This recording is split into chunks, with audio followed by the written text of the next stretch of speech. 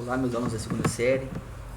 Nesse vídeo nós vamos fazer a correção da atividades que se encontra no livro de atividades, não é o livro didático, é do livro de atividades, páginas 3 e 4, questões número 1, 2, 3, 4 e 5. Tá? Aqui nós estamos revisando a parte de geometria espacial. Só relembrando vocês que a geometria espacial ela é dividida em duas partes. Ela pode ser geometria de posição ou geometria métrica.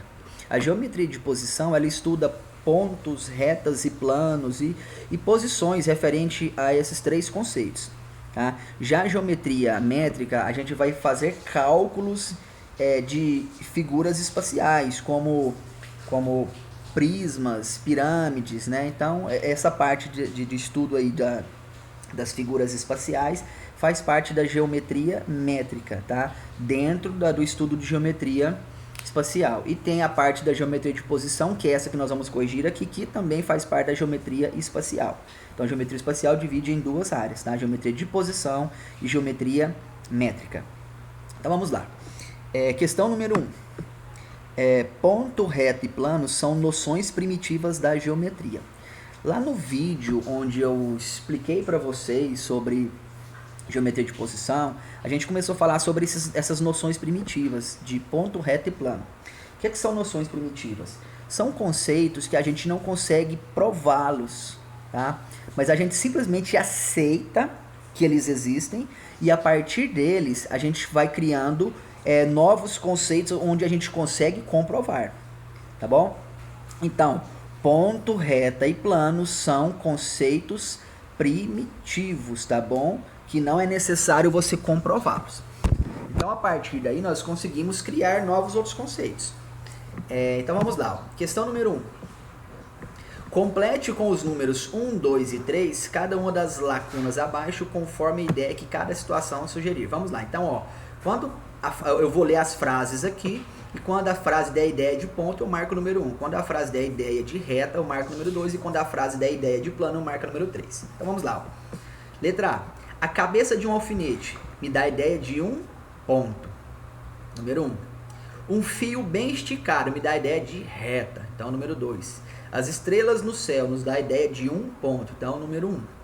O piso de uma quadra de basquete nos dá uma ideia de uma superfície, ou seja, um plano, né? Número 3. Um campo de futebol, da mesma forma, nos dá a ideia de plano, número 3. E um grão de areia nos dá a ideia de ponto, número 1. Pronto. Essa é a questão número 1, tá? Corrigida. Tá bom? Muito simples. Vamos agora para a questão número 2. Na questão número 2, eu coloquei essas imagens aqui, ó, para facilitar assim, a visualização, né, do conceito que vai ser falado. Porque aqui a gente tem uma frase aqui falando um conceito e às vezes a gente não visualiza aquilo para entender. Então, assim, a frase é dita, mas a visualização precisa ser uma visualização às vezes em 3 dimensões, né, em 3D, tá? Então a imagem aqui vai facilitar bastante a explicação, tá? Eu vou ler cada item aqui, já está dado a resposta dele aqui, mas eu vou comentar item por item. Então vamos lá, ó. Em cada item, assinale V caso a afirmação seja verdadeira e falso e F caso seja falsa. Vamos lá. Letra A. 3 pontos distintos determinam um único plano. Vamos lá. Primeira coisa, quando a gente refere-se a ponto, tá? Quando é só um único ponto, não tem problema, é um único ponto. Agora, quando é 2 ou mais pontos, a gente precisa fazer a separação. Se esses pontos são, se eles são coincidentes é quando eles estão na mesma posição, ou seja, é como se tivesse um ponto em cima do outro. Se a gente for visualizar, a gente enxerga um só, mas a gente sabe que ele tem 3 pontos, tá? Um em cima do outro, então eles são coincidentes, tá bom? Agora, quando eu tenho, por exemplo, 2 pontos ou mais pontos, eles estão separados um do outro, aí a gente diz que eles são distintos, tá bom? Então aqui tá falando, ó, 3 pontos distintos. Tudo bem, a gente já sabe que eles estão separados, mas mesmo assim, quando eles estão distintos, ainda assim tem outras duas formas de você visualizar.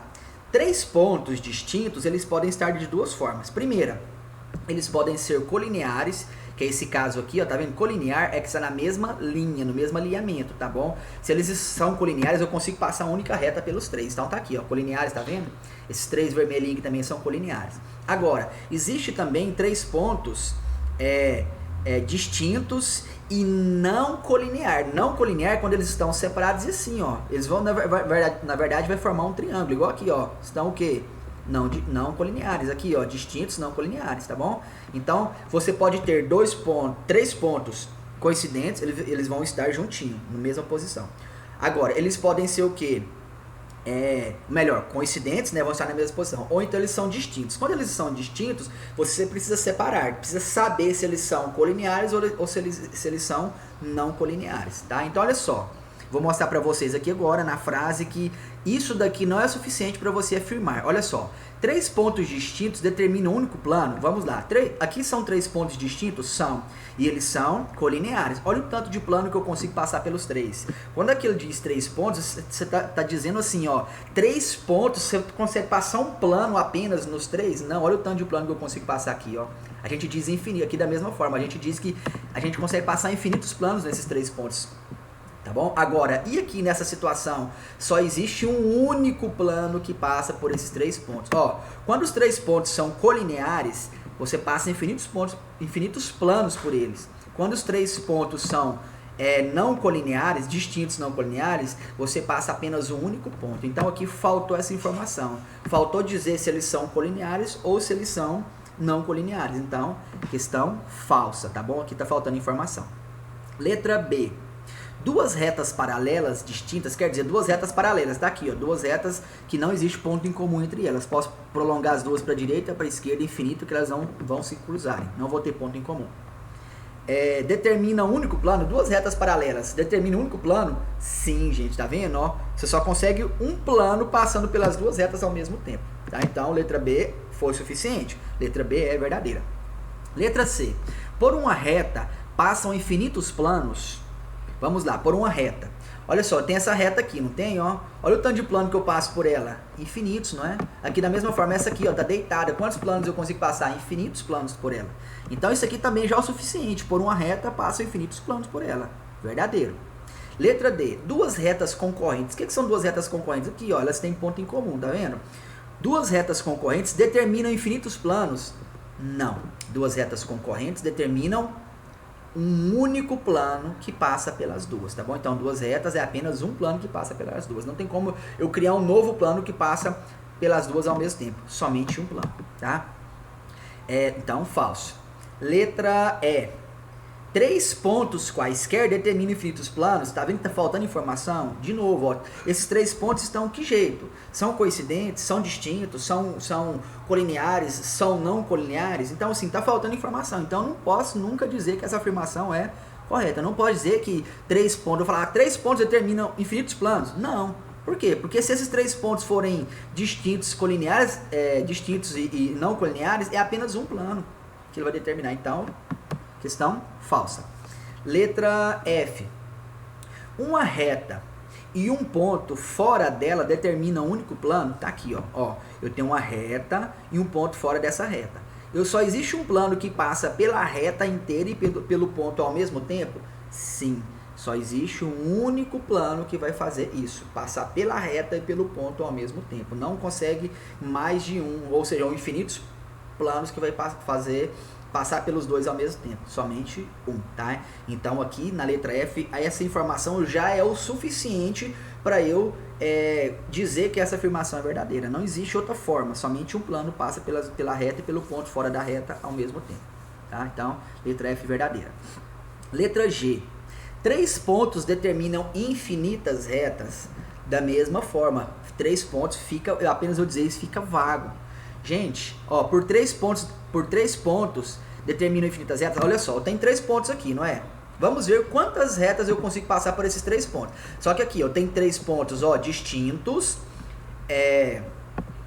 colineares, três pontos distintos, não colineares. Ou então eu posso ter três pontos coincidentes, que é o quê? Três pontos aqui, ó, aqui nesse ponto B. Olha o tanto de reta que eu consigo passar, infinitas, tá vendo? Olha o tanto de reta aqui, infinitos pontos.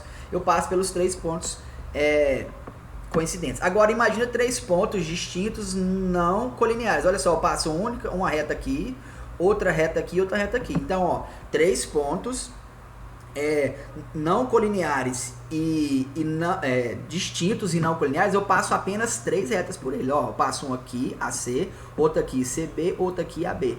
Tá? Então, só 3. Agora, se esses 3 pontos forem distintos e colineares, quantas retas eu consigo passar por eles? Apenas uma reta, tá bom? Então, aqui faltou informação para eu dizer que essa informação aqui é verdadeira. Aqui eu tenho o comentário de todas as questões, tá?